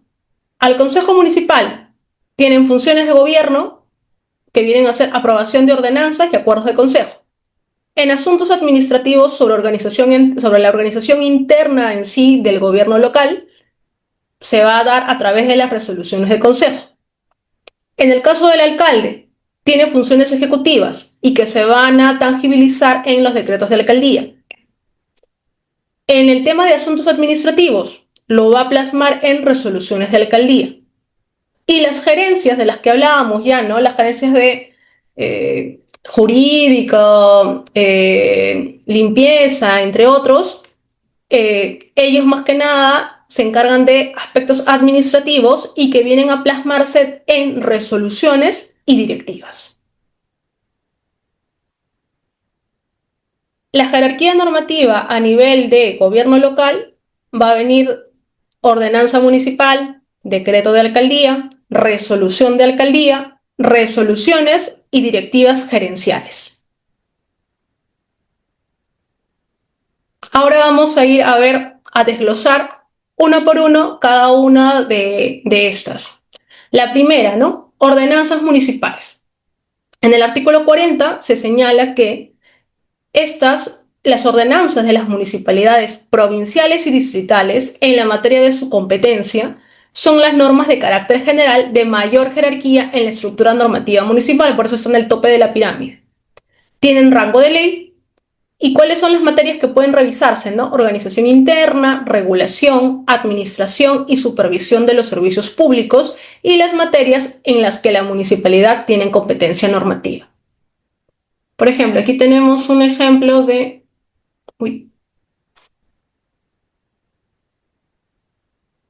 Ordenanza municipal, esta es una provincial de Chucuito en Puno. ¿Y qué cosa se está aprobando? Aprueba el reglamento de audiencia pública de rendición de cuentas de la Municipalidad Distrital de Cepita, que consta de 21 artículos y 2 disposiciones complementarias. Y le encarga a la Gerencia General de la Municipalidad, a la Gerencia de Infraestructura, Desarrollo Urbano y Rural, a la de Desarrollo Económico y Medio Ambiente, a la Gerencia de Desarrollo Social, a la de Unidad de Imagen Institucional y Relaciones Sociales y demás oficinas, velar por el estricto cumplimiento de lo dispuesto en la presente ordenanza y la implementación y dando el cumpliendo todos los protocolos de bioseguridad y el aforo de participantes. Deróguese toda norma municipal que se oponga a la presente ordenanza y encargar a la Unidad de Imagen Institucional su publicación en el diario de mayor circulación, al mismo tiempo su difusión masiva y publicación del anexo en la página web de la Municipalidad Distrital. Se dan cuenta que aquí lo que estamos haciendo es que el reglamento de audiencia pública de rendición de cuentas, o sea, estamos más que nada viendo lo que es organización interna. Y aquí tenemos una ordenanza ordenanza de la municipalidad provincial, la anterior era una distrital, perdón. Aquí que se está aprobando la campaña de incentivos tributarios denominado Tributo a Lamas, que tendrá vigencia hasta el viernes 17 de diciembre del 2021 con la finalidad de realizar sorteos como incentivo a la puntualidad en el pago del impuesto predial y recojo de residuos sólidos ante la Municipalidad Provincial de Lamas por parte de los contribuyentes. Artículo 2. Aprobar el reglamento de las bases del sorteo que forma parte de la presente ordenanza municipal. Artículo 3. La presente ordenanza entrará en vigencia a partir del día siguiente de su publicación en el Diario de Avisos Judiciales de la región. Facúltese al señor alcalde para que mediante decreto de la alcaldía dicte las disposiciones para la adecuada aplicación de la presente ordenanza municipal y del reglamento de las bases del sorteo previo informe de la gerencia de rentas e informe legal. Aquí también se pueden dar cuenta, y algo que no les hice ver antes, es quién firma la ordenanza municipal. ¿No? Miren, por ejemplo, en la distrital firma el alcalde, aquí también firma el alcalde, porque le corresponde a nivel de ordenanza. En cambio, por ejemplo, si firmara otra autoridad, firmara un regidor, pues esto no sería válido, definitivamente. No se está respetando a quien le compete el dictamen de una ordenanza. Entonces, ese tipo de cosas también, eso ya viene a ser la parte formal. Cuando hablamos de, sí, evaluar, ¿no? Por ejemplo, aquí si estamos evaluando lo que se está aprobando a través de la ordenanza, estamos revisando la parte de fondo, pero si empezamos a ver, y acá, por ejemplo, si hubiera un error en la firma, esto ya es la parte de la forma, ¿no? Seguimos. Mediante ordenanzas se crean, modifican, suprimen o exoneran los arbitrios, tasas, licencias, derechos y contribuciones dentro de los límites establecidos por ley. Formalidad de las ordenanzas en materia tributaria. Si son expedidas por las municipalidades distritales, deben ser ratificadas por las municipalidades provinciales de su circunscripción para su vigencia. Para efectos de la estabilización de tributos municipales, las municipalidades pueden suscribir convenios de estabilidad tributaria municipal dentro del plazo que establece la ley. Los conflictos derivados de la ejecución de dichos convenios de estabilidad serán resueltos mediante arbitraje. Y esto es muy importante y por eso es que lo he puesto en rojo, ¿no? O sea, hay que tener en consideración que aquí estamos hablando de una forma que está siendo estipulada en la Ley Orgánica de Municipalidades. Si es que esta formalidad no se cumple, claramente puede haber una acción de inconstitucionalidad contra dicha ordenanza, ¿no? Y aquí, por ejemplo, tenemos un ejemplo. No puse la ordenanza como tal aquí porque la ordenanza era muy larga. Esta ordenanza es de la Municipalidad Distrital de Miraflores. Y aquí justo está. Primero vamos a la ordenanza. Uy, aquí está el acuerdo. Rayos. ¿Dónde está? Informe técnico. No, vamos desde acá. Ordenanza 665. Esa es la ordenanza, pero como les comentaba, tiene que estar aprobado por acuerdo del Consejo, ¿no? Y aquí lo que te dice es, artículo primero, ratificar la ordenanza. Uy, ay, disculpen. Ratificar la ordenanza 665 que aprueba el régimen tributario de los servicios de limpieza pública, barrido de calles y recolección de servicios. Parques y jardines del ejercicio 2026 en el distrito de Miraflores con una variación del 6.24 con relación al 2025. El presente acuerdo ratificatorio para su vigencia se encuentra condicionado al cumplimiento de su publicación hasta el 31 de diciembre de 2025, así como del texto íntegro de la ordenanza ratificada, incluido el informe técnico. La aplicación de la ordenanza en materia de la presente ratificación, sin la condición antes señalada, es de exclusiva responsabilidad de los funcionarios de dicha municipalidad distrital. Artículo 3. Encargar al SAT que posterior al cumplimiento del citado requisito de publicación, efectúe la publicación del presente acuerdo a través de su página web.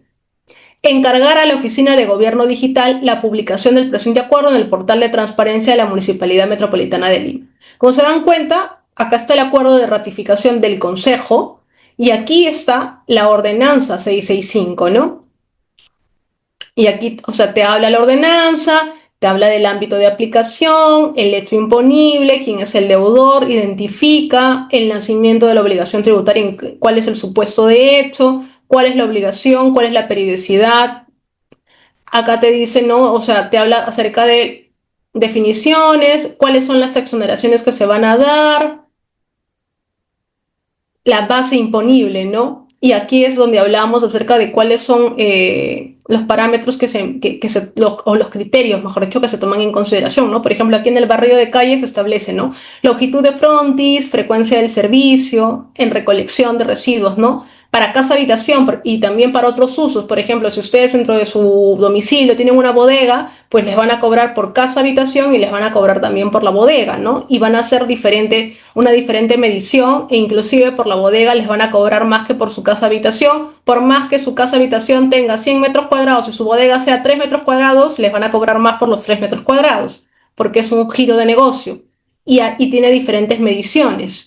Por ejemplo, aquí el criterio en casa habitación es zonificación por la cantidad de generación de residuos para la recolección de residuos y el número de habitantes y el tamaño del predio, mientras que para otros usos es uso del predio por la distinta cantidad de generación de residuos y el tamaño del predio.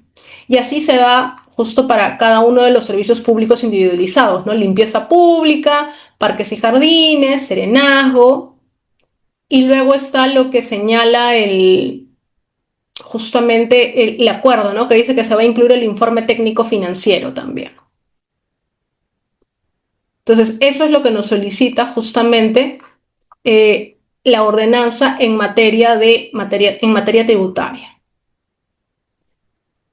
Seguimos. Los acuerdos de consejo.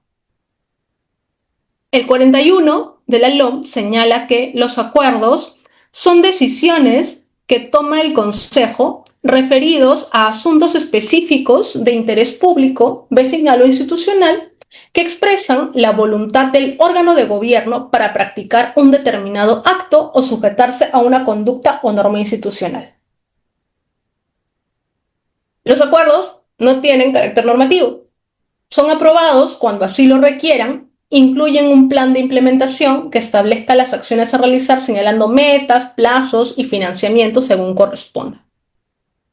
Aquí, por ejemplo, tenemos el acuerdo de consejo de la Municipalidad Distrital de Punta Negra. ¿Y qué es lo que se lleva a cabo aquí? A ver, artículo que de acuerdo al reglamento... Uy, acá me he comido una parte, perdón, del acuerdo. Bueno, en este acuerdo de consejo lo que se hace es que se nombra a los integrantes, por ejemplo, de la Comisión Permanente de Asuntos Legales de Desarrollo de Obras y Defensa Civil, fulanito, menganito, y en la Comisión Permanente de Servicios a la Comunidad Sociales y Recreación, quién es el presidente, quién es el vocal o la secretaria. Y en el artículo tercero que se estipula, ¿no? Notificar a los señores regidores, gerencia municipal y demás unidades orgánicas de la Municipalidad Distrital de Punta Negra. Y el artículo cuarto, disponer al jefe de la Oficina General de Atención al Ciudadano y Gestión Documentaria. Notifica el presente acuerdo conforme a la ley y al jefe de la Oficina General de Administración y Finanzas. Y por ejemplo, es el acuerdo municipal provincial de Chucuito-Julipuno. Por ejemplo, aquí ¿qué cosa se aprueba?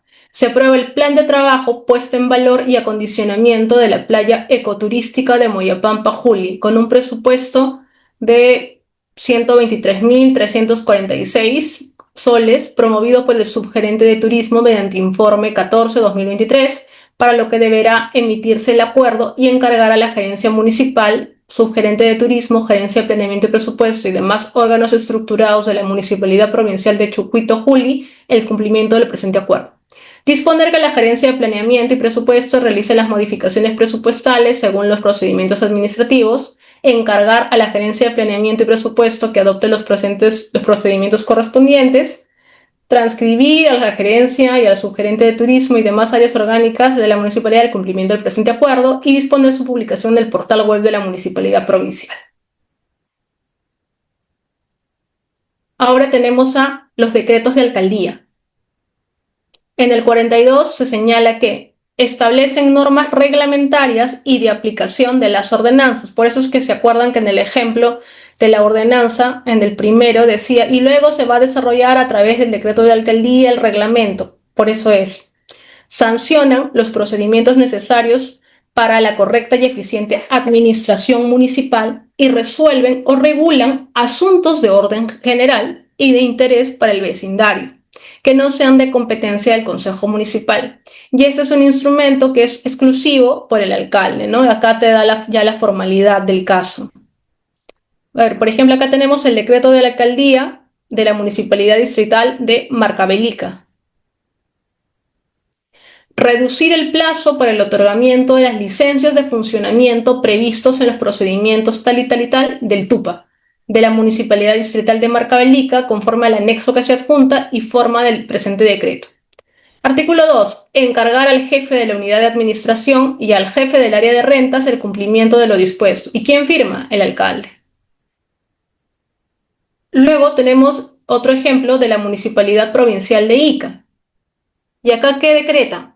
Convocar a la población debidamente organizada, organizaciones públicas y privadas, al proceso de presupuesto participativo 2026 de la Municipalidad Provincial de Ica, estableciendo como fecha límite para su culminación el 31 de marzo de 2025, adjuntando el anexo 7, convocatoria al proceso del presupuesto participativo basado en resultados para el ejercicio fiscal 2026. Artículo 2. Encargar a la Secretaría General, a través de la Oficina de Imagen Institucional, la difusión en el ámbito de la Municipalidad Provincial de Ica del presente decreto de alcaldía. Artículo 3. Encargar a la Secretaría General la publicación del presente decreto de alcaldía en el portal web de la Municipalidad Provincial de Ica. Y aquí que tenemos justamente esta convocatoria que decían que se tenía que anexar, aquí está, ¿no? ¿Y por quién es firmado? Por el alcalde. Vale. Luego tenemos a las resoluciones de alcaldía. En el 43, ¿qué se señala? Que aprueban y resuelven asuntos de carácter administrativo y son emitidos por el alcalde en ejercicio de sus funciones ejecutivas. Entonces vamos a ver si aquí efectivamente hablamos de solamente cosas administrativas. Resolución de alcaldía de la Municipalidad Distrital de Independencia en Huaraz, Ancash.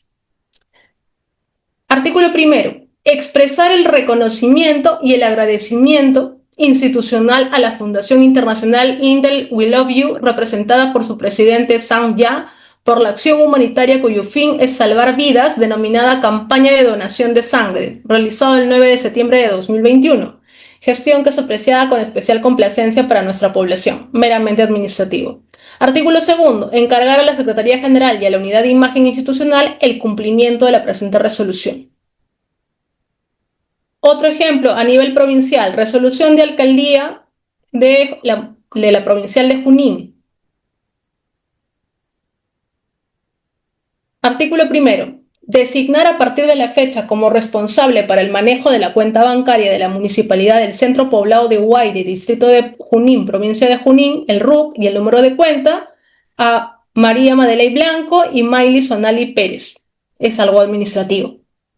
Autorizar a la Municipalidad del Centro Poblado de Guaire para que realicen los trámites pertinentes ante la entidad financiera para la acreditación y el registro de firmas para el cumplimiento de sus funciones. Artículo tercero. Dejar sin efecto las demás resoluciones que se opongan a la presente. Artículo cuarto. Disponer a la Oficina de Secretaría General la notificación de la presente resolución y a la Oficina de Soporte Técnico, Estadística e Informativa la publicación de la presente resolución de alcaldía en el portal institucional de la Municipalidad Provincial de Junín.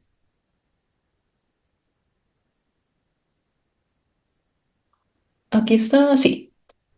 Publicidad de las normas municipales.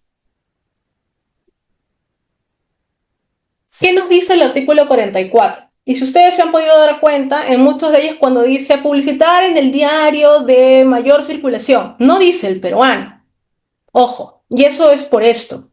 Las ordenanzas, los decretos de alcaldía y los acuerdos sobre remuneración del alcalde y dietas de los regidores deben ser publicados en el diario oficial del peruano en el caso de todas las municipalidades de la provincia de Lima y de la provincia constitucional del Callao. O sea, acá hay una obligación. Pero en el diario encargado de las publicaciones judiciales de cada jurisdicción, en el caso de las distritales y provinciales de las ciudades que cuenten con tales publicaciones, o en otro medio que asegure de manera indubitable su publicidad. O sea, que quiere decir que a todo lo que no constituye Lima y Callao puede ser en cualquier otro diario o cualquier otro medio, como te da esta habilitación. También te dice que en los carteles municipales impresos fijados en lugares visibles y en locales municipales de los que dará fe la autoridad judicial respectiva en los demás casos. Y en los portales electrónicos en los lugares en que exista. Las normas municipales rigen a partir del día siguiente de su publicación, salvo que la propia norma postergue su vigencia a través de una disposición adicional transitoria normalmente. No surten efectos las normas de gobierno municipal que no hayan cumplido con el requisito de la publicación o difusión, claramente. Ahora, también no hay que olvidar a este último punto, que son las disposiciones de interés particular que están contenidas en el 45 de la LOM y que nos señala que normas locales dictadas, ordenanzas o resoluciones, que regulan aspectos específicos y directos para vecinos y comercios, licencias de funcionamiento, espacio público, tributos, seguridad, transporte y organización interna. Se notifican en forma personal o de modo que se pueda acreditar la efectiva recepción por los interesados. Las notificaciones de carácter tributario se sujetan a las normas del Código Tributario. Por ejemplo, si yo tengo una bodega dentro de mi domicilio y ya simplemente quiero dar de baja la licencia que yo tengo, pues yo voy a la municipalidad distrital o provincial donde yo viva, voy a presentar los documentos, hacer la solicitud respectiva y cuál va a ser la forma en la cual me van a dar a través de una resolución de la gerencia, por ejemplo, en la cual van a contar de manera breve en la parte introductoria el detalle de cómo me fue otorgada la licencia y finalmente van a terminar pues diciendo que ya fue dada de baja a través de esta resolución, número tal, esto, ¿no? Y esto me tiene que ser notificado a mi domicilio o yo puedo ir a recogerlo al propio gobierno local, ¿no? Entonces aquí estamos hablando de disposiciones de interés particular, ¿no? Que más que nada nos competen para nuestro propio interés. Por eso es que acá se hablaba de alguna manera de cuáles son las materias en las cuales se pueden dar y por eso es que hablamos acá de notificación, ¿no? No hablamos de publicación en el Diario del Peruano o en cualquier otro portal o medio de difusión masivo, porque si no, imagínense pues cuántos recursos se tendría que gastar el gobierno local y también la cantidad de páginas para poder revisar dónde se encuentra la solicitud, la respuesta a la solicitud que hemos presentado en el gobierno local. Como muestra, tenemos, por ejemplo, esta resolución de la Gerencia de Servicios Públicos, y aquí es en Huamachuco. Y aquí es, mira, aquí justamente habla, ¿no? Sol, Cruz Romero Santos, Francisco, solicita el cese de actividades del establecimiento comercial denominado Cruz, con giro comercial de funeraria, para realizar la actividad de venta de ataúdes y mueblería en general de madera. Y aquí, al final, se resuelve aceptar la solicitud de cese de actividades tal como lo establece el procedimiento con código tal del TUPA con respecto al establecimiento comercial denominado Cruz dedicado al giro de funerario ubicado en tal y como consecuencia déjese sin efecto la licencia de funcionamiento tal a partir de la modificación del presente artículo. Resolución, perdón. Artículo segundo. Notifíquese la presente resolución al administrado, área de policía municipal, a los responsables de licencia de funcionamiento, al responsable de portal de transferencia y acceso a la información pública y las demás áreas pertinentes para su conocimiento y fines pertinentes. Esto es un ejemplo mucho más tangible del que yo les había comentado previamente y, por ejemplo, aquí es en el caso de servicios funerarios, ¿no? Y bueno, eso era lo que quería compartir con ustedes el día de hoy. Espero que hayan podido, sobre todo, aprovecharlo en base a los ejemplos que les he podido dar y que vean que lo teórico, si bien puede ser un poco denso para muchos y muchas, sin embargo, cuando lo empezamos a ver en la práctica, o mejor dicho, si nosotros podemos investigar y decimos, bueno, quiero ver más acerca de competencias de los gobiernos locales, pues pueden hacer una búsqueda lo más sencillo en el caso del Tribunal Constitucional para que ustedes puedan eh, identificar, ¿no?, cómo se vienen resolviendo estos conflictos de competencia normalmente entre gobierno local y poder ejecutivo, o como ya les he comentado, ¿no? O si es que, por ejemplo, hay una excedencia respecto de las competencias de los gobiernos locales, en el caso con los privados, y que a veces también se puede inclusive llegar ahí no vendría a ser un conflicto de competencia, sino como es una excedencia tal vez de la competencia, es más, podrían revisar resoluciones de Indecopi. Y eso era lo que yo quería compartir con ustedes el día de hoy. Gracias. Muchas gracias a usted, doctora, y a nuestro público que sigue aún en clase. Doctora, tenemos algunas preguntas por el chat y estimados colegas, pueden levantar su manito con cámara prendida y les doy pase al audio, ¿correcto?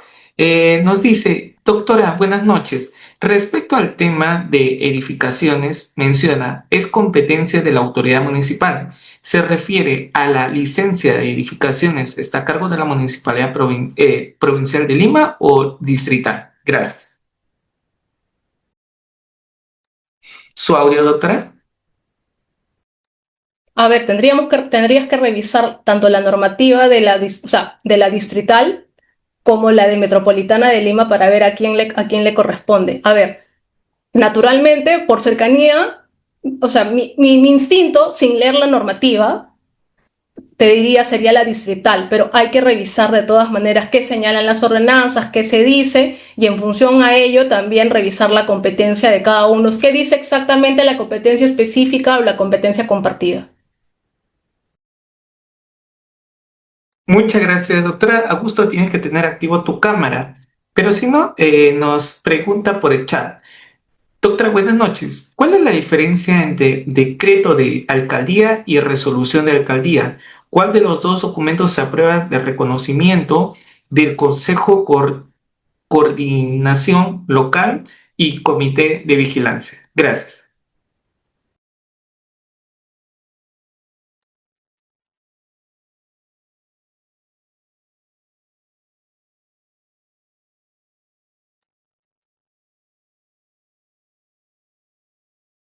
Doctora, su audio.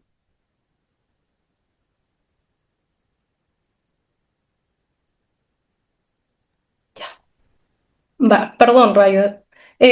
Aquí justo quise compartir la pantalla porque aquí hablamos. El decreto de la alcaldía establece normas reglamentarias y de aplicación de ordenanzas, a diferencia que la resolución de alcaldía no. O sea, aquí estamos hablando de que esto desarrolla una ordenanza. Y luego, por eso es que acá he hecho este cuadro, el Consejo Municipal, ¿qué hace? O sea, aprueba ordenanzas y aprueba acuerdos de consejos y resoluciones de consejo. Y en la resolución de consejo, aquí se ven asuntos administrativos de organización interna. Es completamente diferente a lo que estábamos hablando. Mientras cuando hablamos en decreto de la alcaldía, estamos hablando ya de funciones ejecutivas y que es dada por el alcalde.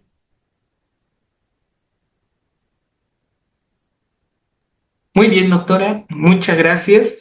Nos dice un participante, buenas noches, doctora. Para construir una vivienda, a ver, voy a seguir leyendo. Para construir una vivienda con idea de negocio, se necesita una licencia aprobada por la municipalidad de la localidad. Gracias. Sí, claro. O sea, vivienda con... Entiendo que es construir un negocio, no una vivienda. Entonces, naturalmente, o sea, cualquier edificación que nosotros hagamos en Lima, provincias, siempre se debería contar con la licencia de edificación.